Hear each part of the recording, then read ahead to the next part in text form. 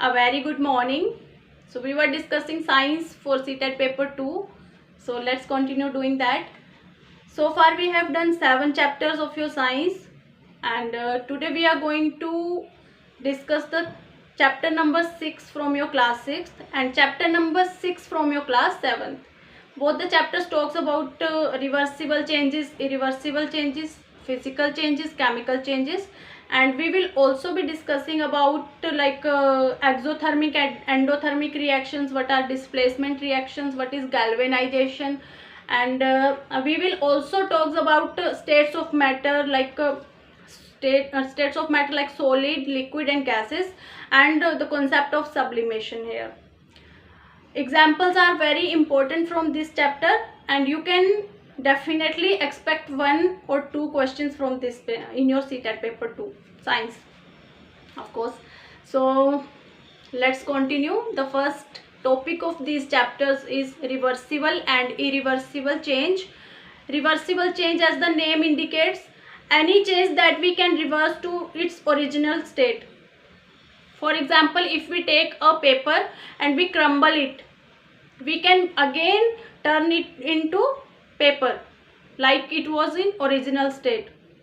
So that is a reversible process. Reversible change, process बोल लो, change बोल लो, एक ही बात है. तो रिवर्सिबल चेंज क्या होता है? आपने पेपर लिया, उसको आपने क्रम्बल किया, फिर से आप उसको अगर दोबारा से अच्छे से सीधा उसको साफ से करोगे तो उसको दोबारा से अपने ओरिजिनल स्टेट में ला सकते हो. तो ऐसी कोई भी चेंज जिसको हम कोई भी चेंज है उसको हम उसके ओरिजिनल पोजीशन में ला सकते हैं, that is reversible change. For example melting of ice है. आइस से पानी बनाया, पानी से क्या दोबारा बर्फ नहीं बन सकती? आइस नहीं बनेगी, बन सकती है. या फिर आपने पानी से जो लिक्विड है उसको हीट किया, वाटर वेपर बने, वेपोराइजेशन हुई, ऊपर प्लेट रख दो, वाटर वेपर ठंडे होंगे, दोबारा से कंडेंसेशन से पानी बन जाएगा. So that is again a reversible process या रिवर्सिबल चेंज. इरिवर्सिबल क्या है? उसका ऑपोजिट है.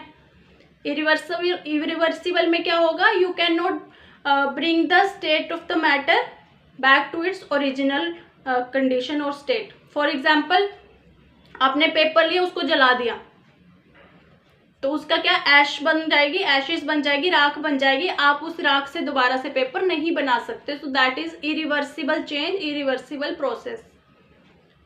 एट द सेम टाइम, अगर आप कोई प्लांट है वो ग्रो कर रहा है तो दोबारा से छोटा नहीं होगा. आप अपने लिए भी ये एग्जाम्पल अप्लाई कर सकते हो कि आप बचपन में छोटे हो, अब बड़े हो गए हो, अब आप दोबारा से छोटे नहीं हो सकते.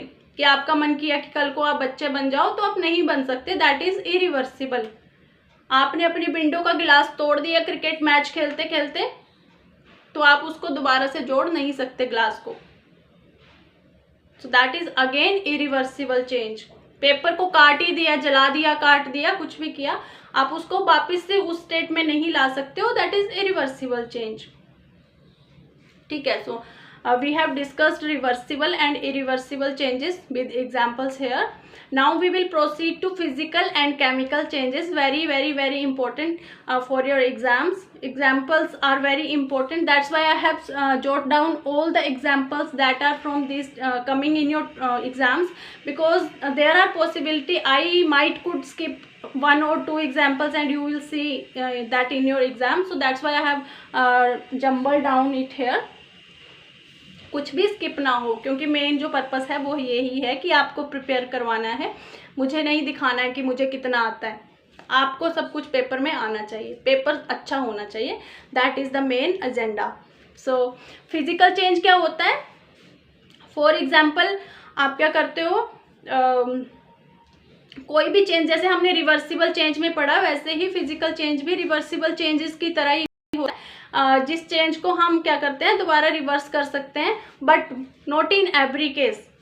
फिजिकल चेंज की एक अलग से प्रॉपर्टी होती है कि उसमें नया प्रोडक्ट नहीं बनता.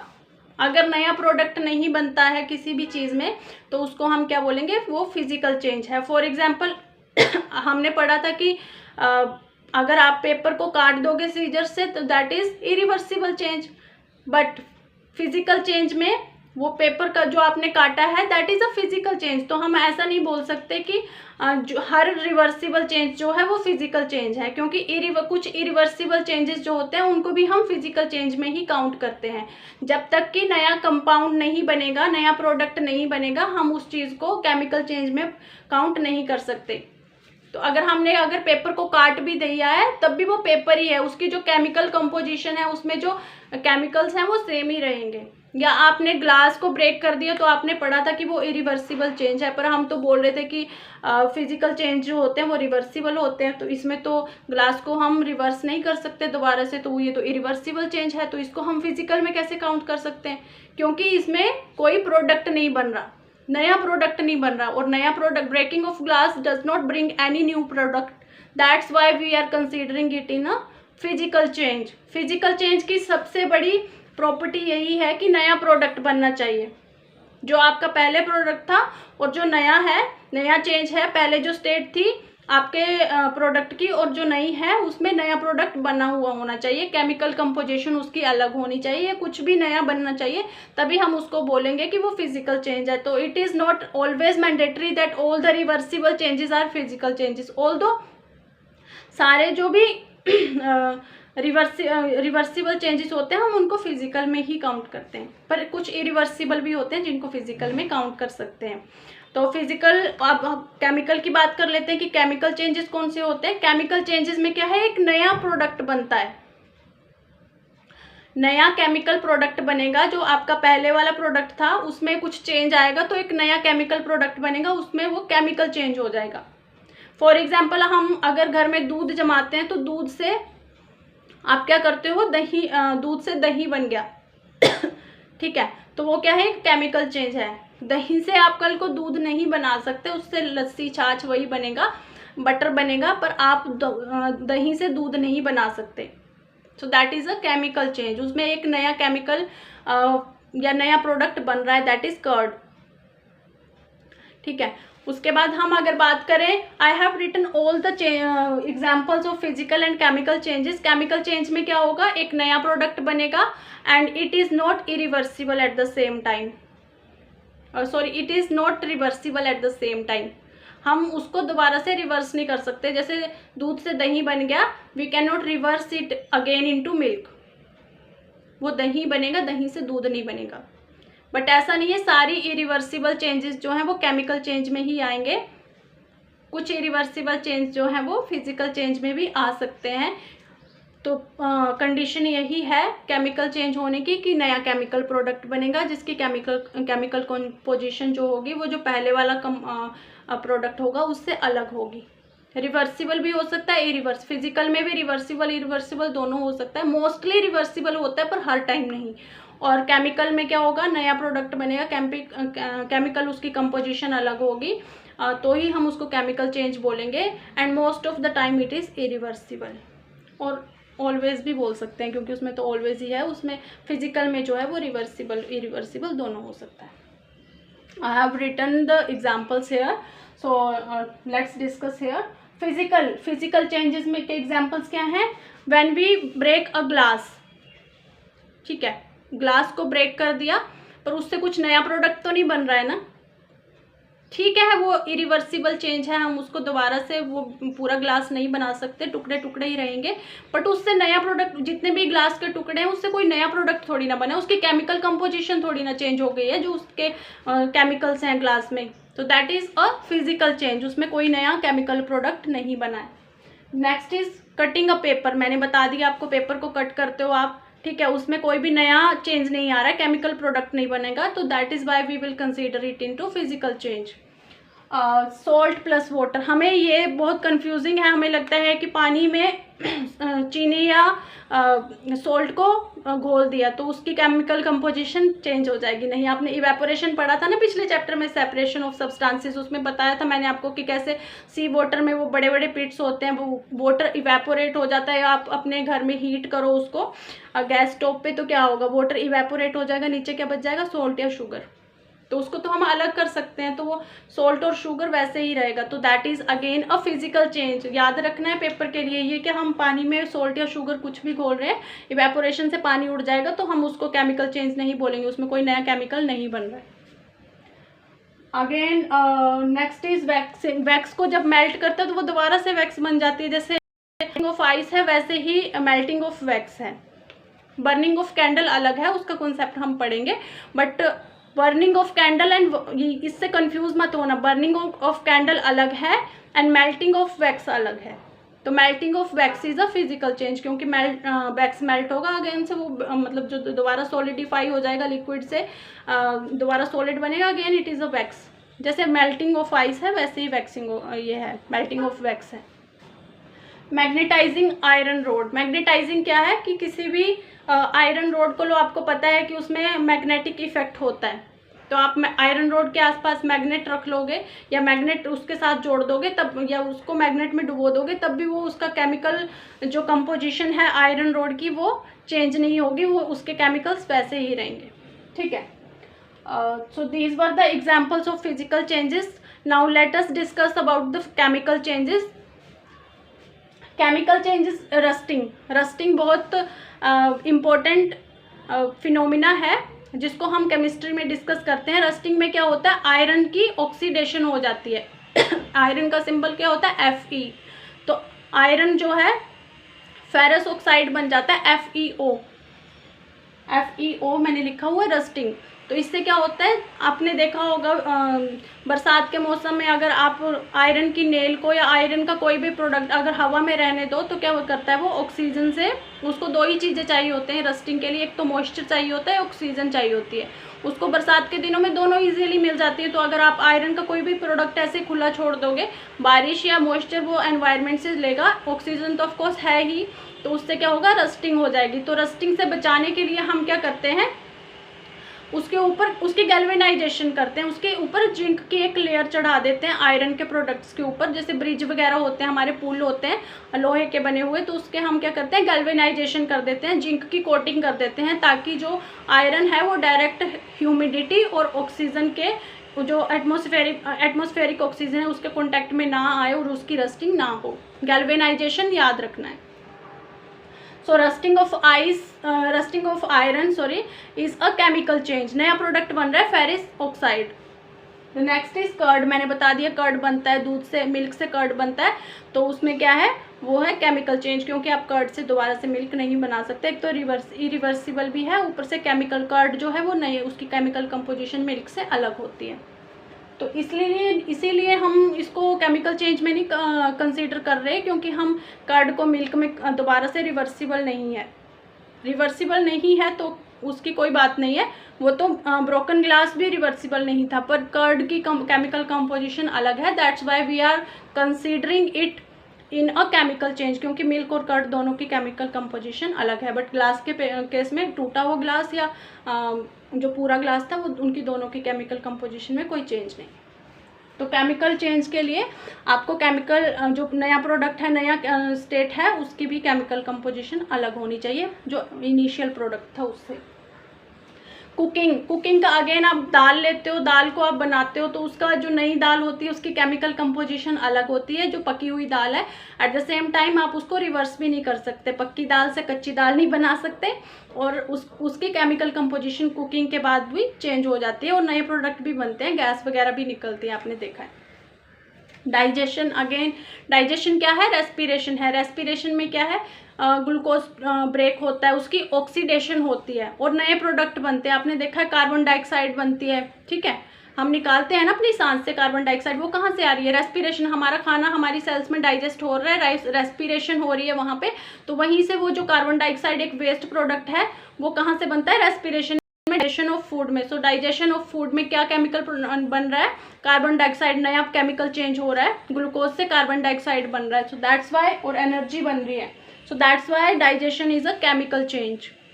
नाउ राइपनिंग ऑफ फ्रूट, जो कच्चा फ्रूट होता है और जो पका हुआ राइप फ्रूट होता है, उन दोनों की केमिकल कंपोजिशन अलग होती है, उनके दोनों के जो केमिकल्स होते हैं उसमें, वो दोनों में अलग होते हैं, इसीलिए इसको भी हम again we will consider it into a chemical change. याद रखने हैं ये, इसीलिए मैंने सारे कुछ छूट ना जाए लिख के रख दिए थे पहले से ही।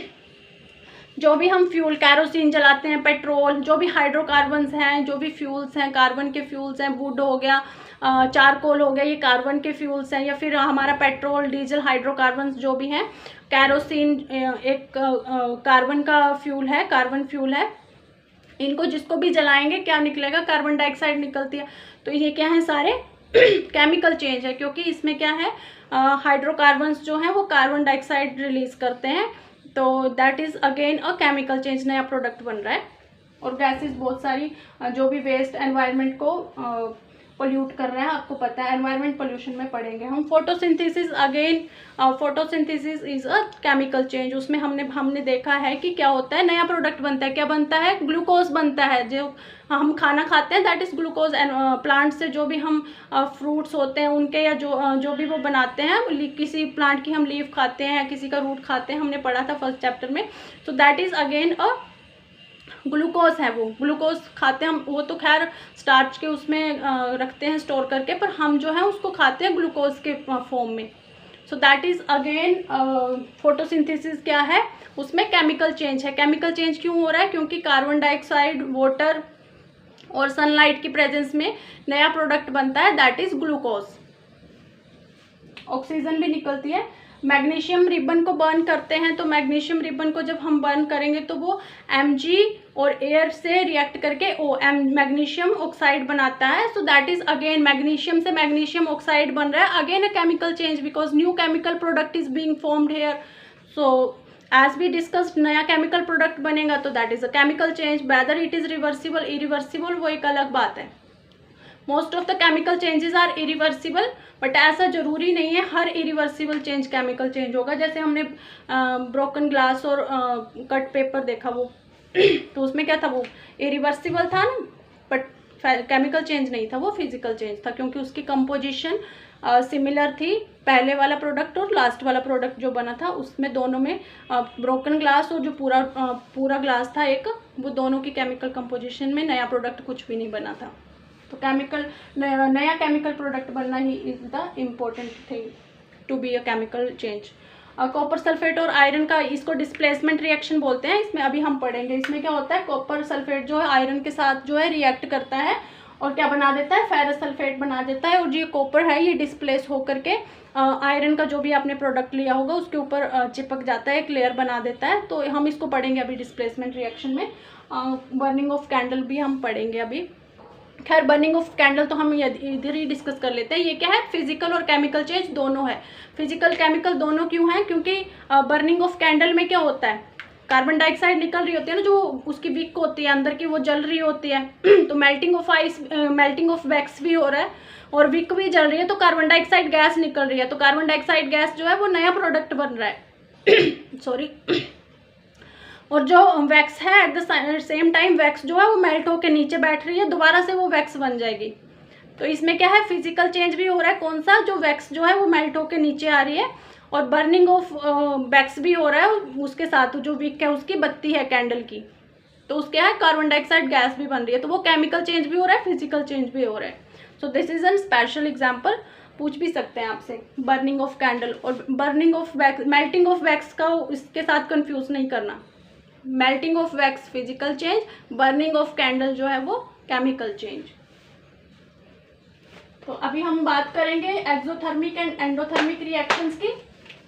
एक्सोथर्मिक रिएक्शंस कौन से होते हैं, जिसमें कि हीट रिलीज होती है, और एंडोथर्मिक में as the name indicates, endothermic reaction में हीट क्या होती है, एब्जॉर्ब होती है। तो एंडोथर्मिक के एग्जांपल्स कर लेते हैं पहले।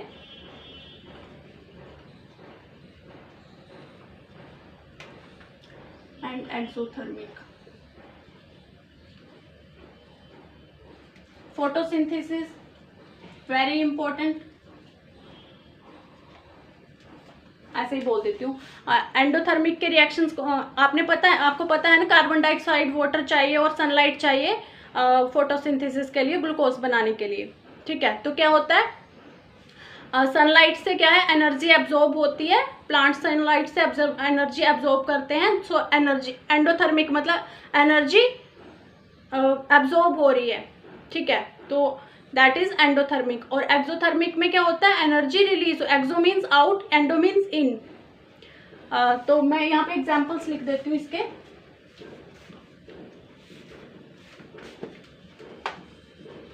अच्छे से कर लेते हैं। Photosynthesis, melting of ice, these are the examples of endothermic reactions। and exothermic reactions में आता है आपका respiration,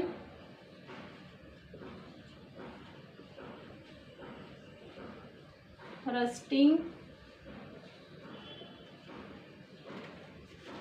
then we have icing,